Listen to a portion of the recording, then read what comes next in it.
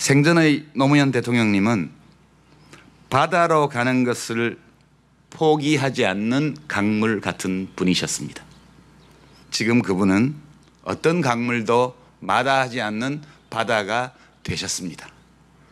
우리 모두가 생각과 이념과 삶의 양식은 다를지라도 이 대한민국이라는 바다에서 하나로 얽혀서 평화롭게 살아가는 그런 내일이 오기를 기대해 봅니다. 더불어민주당 이해찬 대표의 추도사를 들어보도록 하겠습니다. 노무현 대통령님, 올해는 실록이 한창입니다. 서거하신 2009년 봄에는 비눗물 속에 장례를 치렀습니다. 일주기 추도식도 비눗물이 우리들 가슴을 흥건히 적셨습니다. 일주기 추도식에서 우리는 노무현 대통령님의 뜻을 이어가겠다고 노여움도 슬픔도 눈물도 참고 뚜벅뚜벅 나아가겠다고 다짐했습니다. 지난 10년 동안 새로운 시대를 준비했습니다.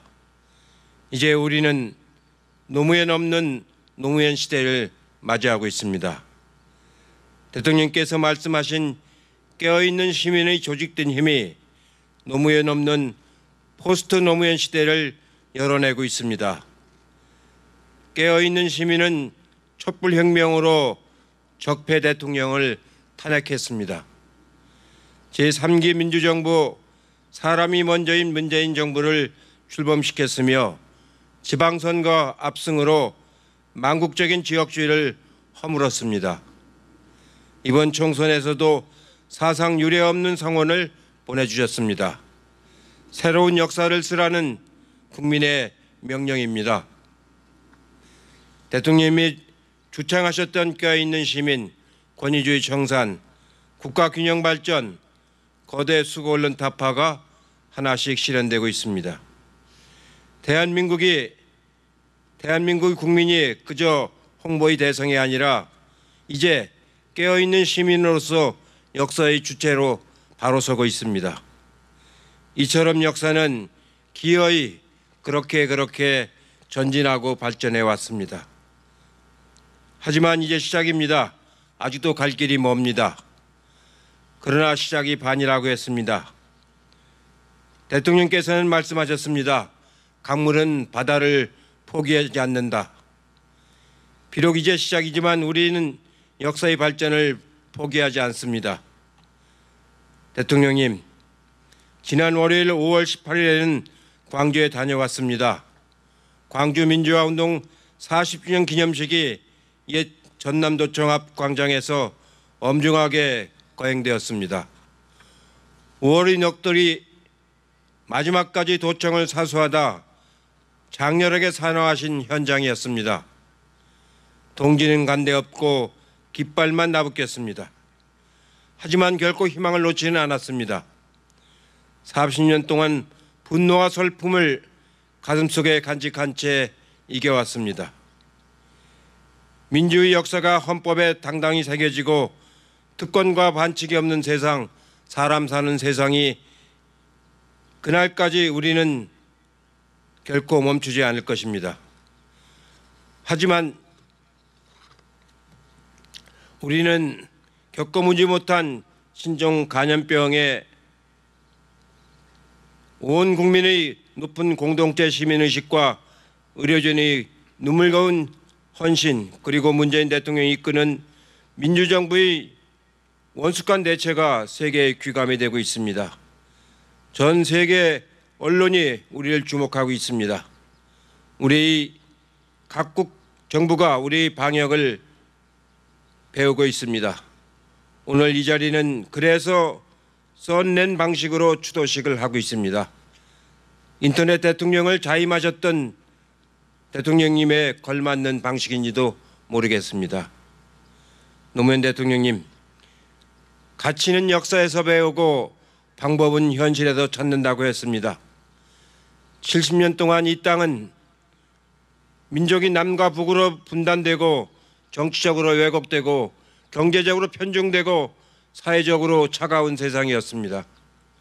이제는 새로운 역사를 써야 합니다.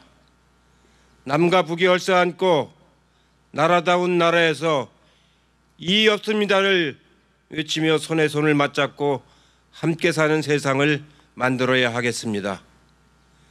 대통령께서 남겨놓으신 가치를 이제 저희가 사람 사는 세상으로 완성해 보이겠습니다. 몇 년 전에 제가 한 통의 전화를 받았습니다. 깊은 산속에 있는 조그만 산사에 계신 스님이었습니다.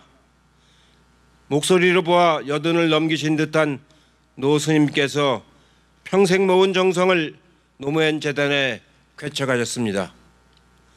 그런 분들의 정성으로 벽돌 한 장을 쌓아 나아가고 있습니다.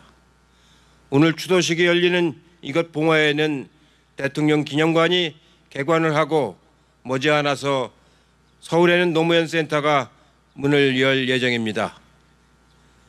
대통령님이 황망하게 우리 곁을 떠나신 뒤에도 그 뒤를 이은 노무현 재단과 민주당을 향한 검은 그림자는 좀처럼 거치지 않습니다. 많은 사람들이 모함을 받고 공작이 대상이 되곤 했습니다. 지금도 그 검은 그림자는 여전히 어른거리고 있습니다. 끝이 없습니다. 참말로 징합니다. 하지만 저희는 굴하지 않고 꿋꿋하게 나아가겠습니다. 세월이 갈수록 그림을 더해가는 노무현 대통령님, 내년 봄에 다시 뵈러 오겠습니다. 그날은 아마 대통령님을 그리워하는 더 많은 사람들이 봄날 가득히 흩날리는 꽃잎처럼 이 봉화를 가득 채우리라 생각을 합니다. 대통령님, 부디 영면하십시오. 깨어있는 시민들이 삼가 올립니다. 2020년 5월 봄날에.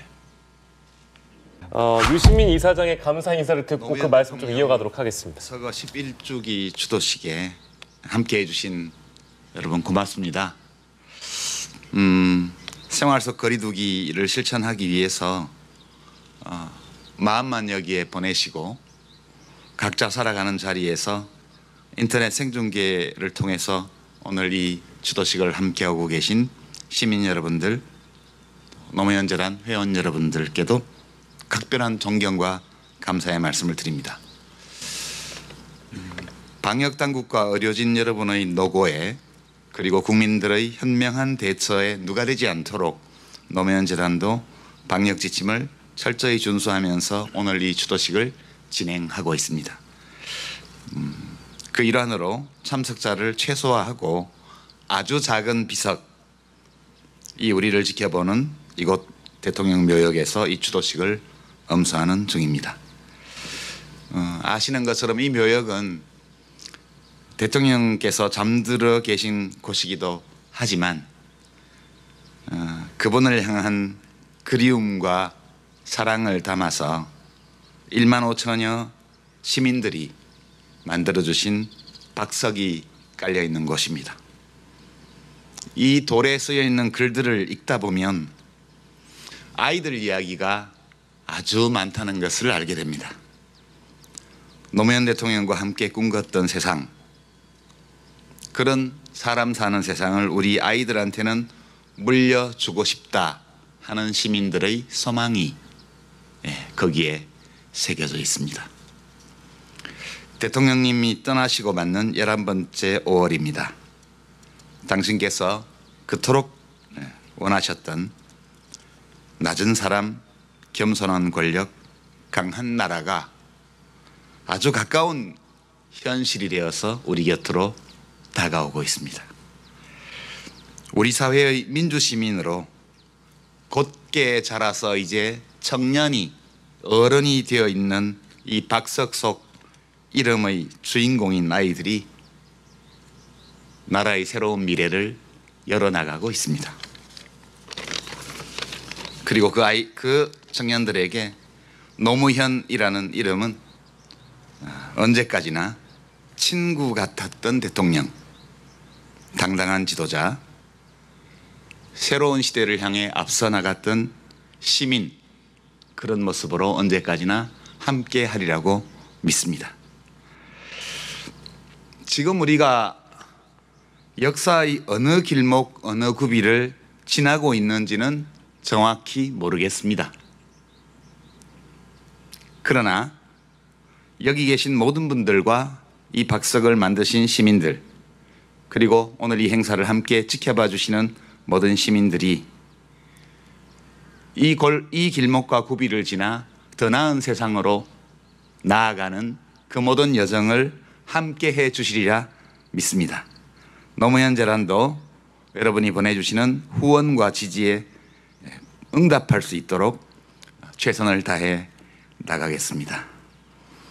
함께 해주신 모든 분들께 다시 한번 진심으로 감사드립니다. 특히 오늘 미래통합당 주호영 원내대표님이 와주셨습니다. 또 심상정 정의당 대표님도 함께 하셨습니다. 열린민주당 청항욱 대표님도 함께 하고 있습니다. 특별한 환영과 감사의 말씀을 드립니다. 생전의 노무현 대통령님은 바다로 가는 것을 포기하지 않는 강물 같은 분이셨습니다. 지금 그분은 어떤 강물도 마다하지 않는 바다가 되셨습니다. 우리 모두가 생각과 이념과 삶의 양식은 다를지라도 이 대한민국이라는 바다에서 하나로 얽혀서 평화롭게 살아가는 그런 내일이 오기를 기대해 봅니다. 부디 건강한 모습으로 내년 이 자리에서 또 만나 뵐 수 있기를 기대하겠습니다. 고맙습니다.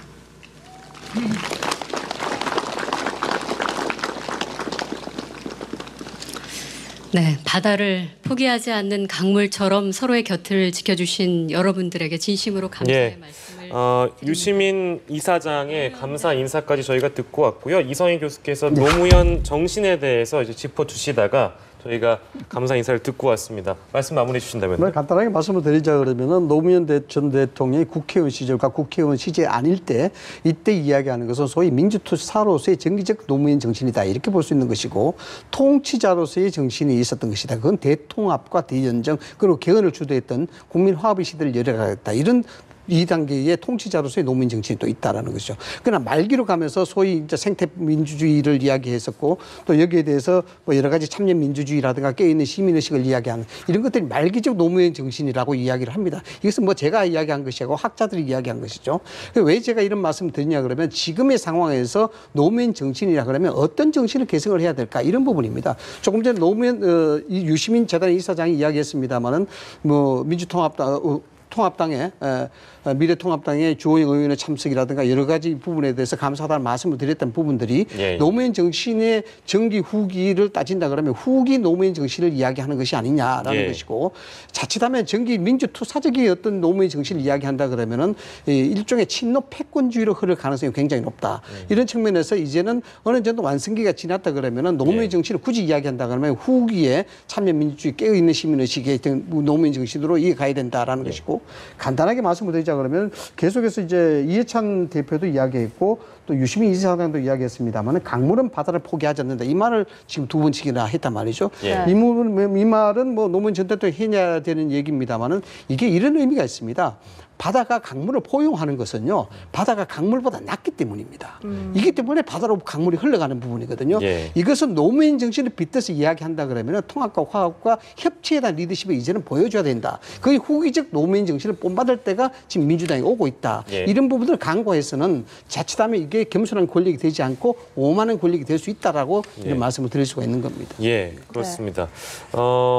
노무현 정신에 대한 전기 후기 이렇게 나와서 좀 설명을 해주셨고, 근데 아까 저희가 잠깐 나왔던 얘기기도 합니다만, 정의당도 그렇고 민주당도 그렇고 심지어 주호영 원내대표까지 포함하자면 노무현 정신에 대한 언급이 다 각기 성격 규정을 좀 다르게 하는 것 같습니다. 정의당 같은 경우에는 선거제도 개혁이 노무현의 꿈이었다라고 얘기를 하고 민주당 같은 경우에는 실제 어떤 언급이 나왔냐면 검찰 개혁이다 이런 언급도 나와가지고요.